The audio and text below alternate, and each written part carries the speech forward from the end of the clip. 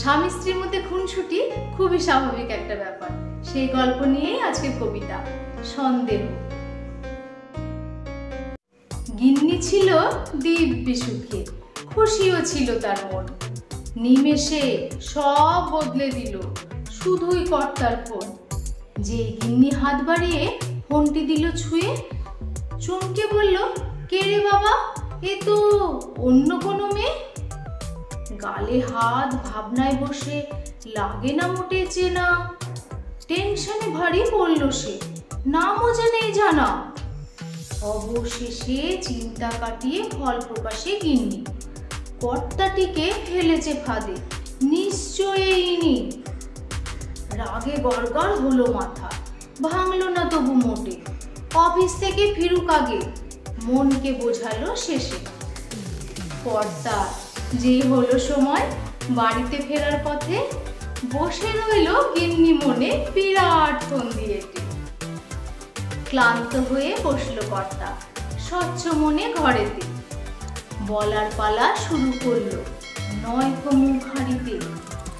ভালোবেসে চায়ের কাপটি বাড়িয়ে গিন্নি হাতে, অবশ্য তার কৌতূহলটা লুকিয়ে তখন সাথে। নম্র স্বরে প্রশ্ন ছুড়ল, অচেনা মেয়েটি কে গো? উত্তরও সে নিজেই দিল, বোন হবে কোনো তুতো। কর্তা বলল, ছি ছি কাণ্ড, এ নয় আমার বোন। অনেক বছর আগে একে দিয়েছি আমার মন। শুনে গিন্নি হক চুকিয়ে দাঁড়িয়ে পড়ল ক্ষেপে।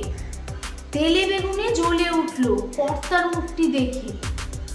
অভিযোগে লম্বা লাইনে গর্জন হলো চরম। ভালোবাসার নাটক করে কাটিয়ে দিলে কেমন?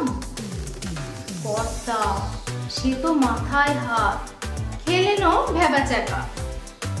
অবশেষে অনেক কষ্টে সাহায্যে চেনা দুইটা। হাতে হাত রেখে বললেন, এডিটিং আমার কাজ, নিজের বউকে শখ করে করেছি রঙিন আজ।